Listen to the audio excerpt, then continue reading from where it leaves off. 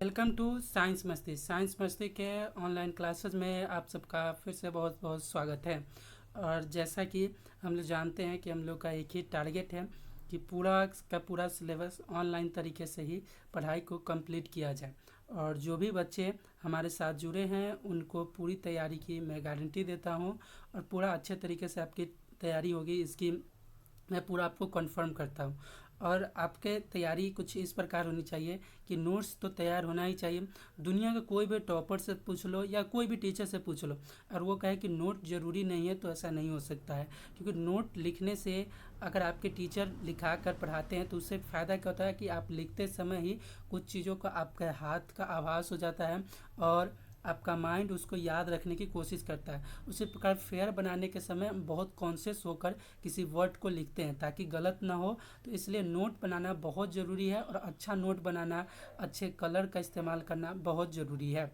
साथ साथ उसमें फिगर हो, और नोट आपके लिए सबसे लाभदायक ये चीज़ होता है कि वो उसे आप किस आधार पर, यहाँ तक इवन आपको विश्वास ना हो तो आप ये करिएगा, अच्छे तरीके से जिस दिन हम नोट बनाते हैं तो ऊपर में कौन सा वर्ड लिखा है, नीचे में कौन सा वर्ड लिखा है, ये भी आपके दिमाग में फिट रहता है। तो अगर मानिए किसी भी वक्त भगवान ना करे कि आप अगर सब चीज़ भूलने लगे, तो एक बार आप अपना नोट को पढ़िएगा, आपको समझ में आएगा। या कोई बच्चा जो आपका आपसे उस क्लास में है और वो आपसे वो चीज़ पूछेगा तो आप उसे बता सकते हैं। तो इसलिए नोट बनाना ज़रूरी है।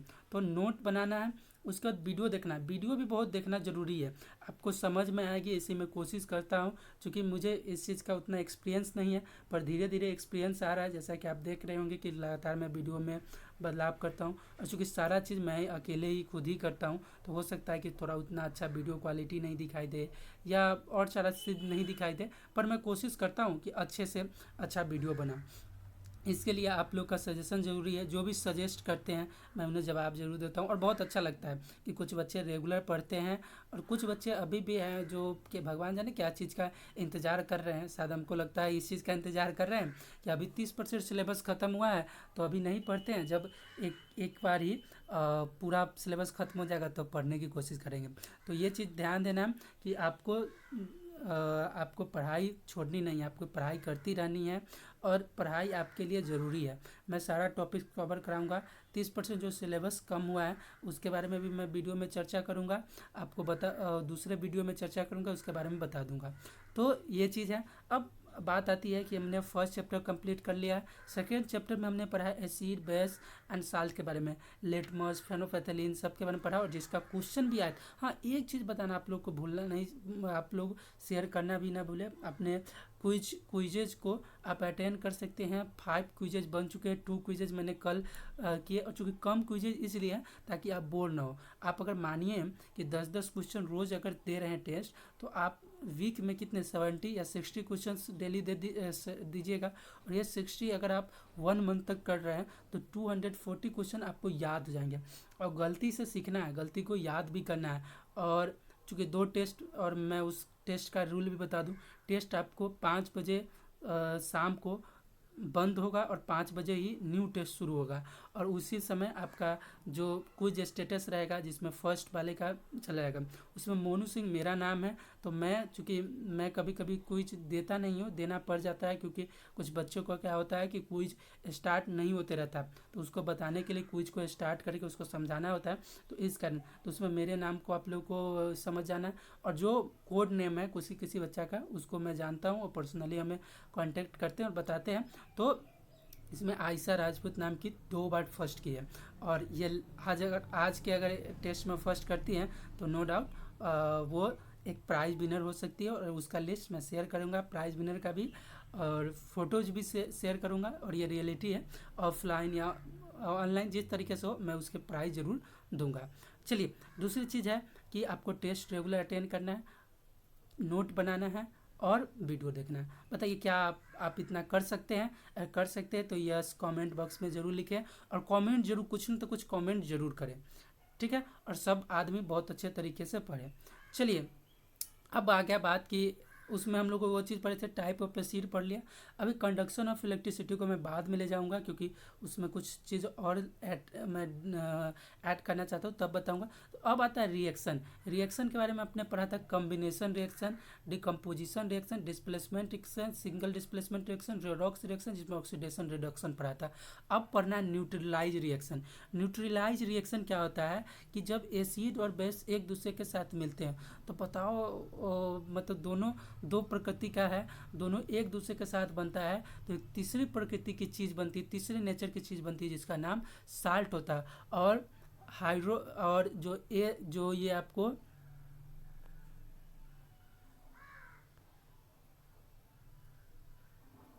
और आपका जाइए H+, आपका जो H+ होता है इसका प्लस OH- मिलकर H2O का निर्माण करता है। देखिए 2 H हो गया, हाइड्रोजन हो गया, और एक O, तो H2O का निर्माण करता है।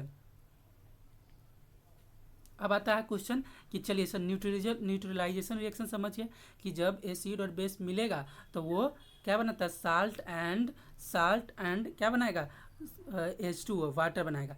N acid neutralise a base when they react with each other and respective salt and water are formed. एक एसिड एक दूसरे को न्यूट्रलाइज कर लेता है एक जब वो बेस के साथ मिलता है। बेस के साथ क्या होता है, मिलता है, तो एक दूसरे को वो दोनों क्या कर लेते हैं, न्यूट्रलाइज करते हैं। सिंस देखो एसिड, यहाँ पे बात को समझो, यहाँ पे एसिड मिल गया बेस के साथ, अब मिल के क्या बना दिया, साल्ट प्लस वाटर बना दिया। क्या बना दिया, साल्ट प्लस वाटर बना दिया।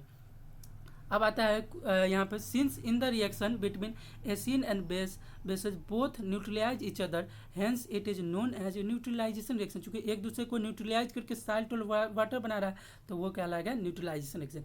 एकदम ईजी है, किसी ने पूछा भी था सर 6वीं का ही क्वेश्चन, न्यूट्रलाइजेशन रिएक्शन क्या है, तो आज आपका क्वेश्चन यहाँ पे हो गया कि एसिड और बेस एक दूसरे के साथ जब रिएक्ट करते तो एक दूसरे को न्यूट्रलाइज कर देते और साल्ट और वाटर बनता है। अब आता है एग्जाम्पल इसका, देख लो HCl प्लस NaOH। HCl मतलब हाइड्रोक्लोरिक एसिड, NaOH का मतलब सोडियम हाइड्रोक्साइड, और ये चीज़ आपको याद होना चाहिए क्योंकि बहुत बार हो चुका है। ये दोनों जब मिलेगा तो NaCl प्लस H2O बनाएगा। तो कोई पूछे कि बउआ हो ये कौन सा रिएक्शन है, तो ये न्यूट्रलाइजेशन रिएक्शन है। कौन रिएक्शन है, न्यूट्रलाइजेशन रिएक्शन है।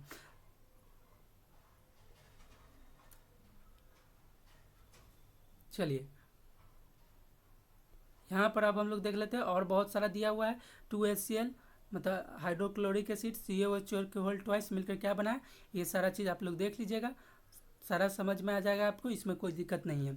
अब आता है the most important thing is that H+ and OH- combine to form H2O। जो पहले ही मैंने बताया कि इसमें मोस्ट इंपोर्टेंट क्या है, H+ और OH- जो होता है वो मिलकर H2O बनाता है। जैसे यहाँ पे एक रिएक्शन देखो, HNO3 नाइट्रिक एसिड और NaOH सोडियम हाइड्रोक्साइड मिलकर क्या बनाता है, NaNO3 बनाता है, और H और OH मिलकर H2O का निर्माण करता है।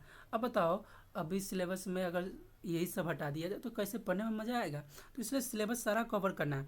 जब 6 महीना बचेगा आपके पास, दिसंबर मंथ को ही मैं सारा चीज़ को ऑनलाइन तरीके से भी अगर सब चीज़ नहीं खुला तो कंप्लीट करा दूंगा, और उसके बाद सिर्फ क्वेश्चंस आंसर्स और वही टॉपिक्स के होंगे जो टॉपिक्स आपके लिए ज़रूरी है एग्ज़ाम के लिए। Reaction of acid with metal oxide. अब मेटल ऑक्साइड क्या होता है कि उसमें एक मेटल हो और साथ साथ ऑक्सीजन हो, तो वो मेटल ऑक्साइड कहलाएगा।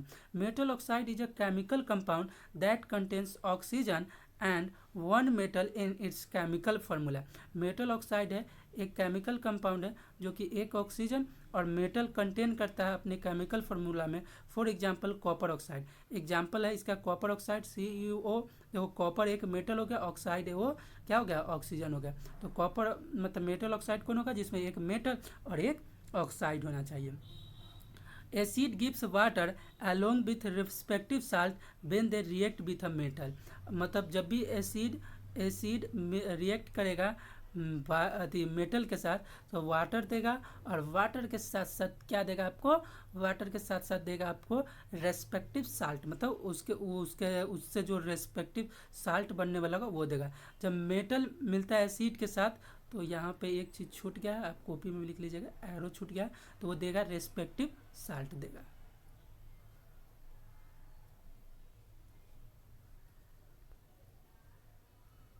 चलिए अब ये देख लीजिए Na2O मतलब सोडियम ऑक्साइड मिल रहा है 2HCl एसिड के साथ, तो देखो 2NaCl प्लस H2O दे दिया भाई। क्या दे दिया, मतलब 2NaCl मतलब आपको दे दिया साल्ट दे दिया, रेस्पेक्टिव साल्ट दे दिया, और H2O वाटर दे दिया। तो इस तरह से आपका दो टॉपिक्स आज मैंने कंप्लीट कराया, एक है न्यूट्रलाइजेशन रिएक्शन और acid react with metal oxide. अब आ जाता है reaction of basis with non metal oxide, मतलब उसका मेटल के साथ नहीं होता। तो आपको बहुत अच्छा तरीके से सब चीज़ समझना है। और मैं क्या करने वाला हूँ कि आप लोगों के लिए जल्द ही मैं आज ही आप सबका जो पिछला है एसिड बेस एंड साल्ट का जहाँ तक पढ़ाई हुआ है उसका पूरा का PDF भेज दूंगा आपको, ताकि आपको उससे कोई दिक्कत ना हो। आपको वीडियो कैसा लगता है, ख़राब लगता है, अच्छा लगता है, आप इसके बारे में ज़रूर बताएं। अब आपके बताने से ही ये चीज़ पता चलता है। दूसरी चीज़ कि आप इसे शेयर भी ज़रूर करें, ताकि जो भी आपके दोस्त है वो भी देखकर आप बहुत खुश हो, बहुत अच्छे तरीके से पढ़े, ये चीज़ ज़रूरी है।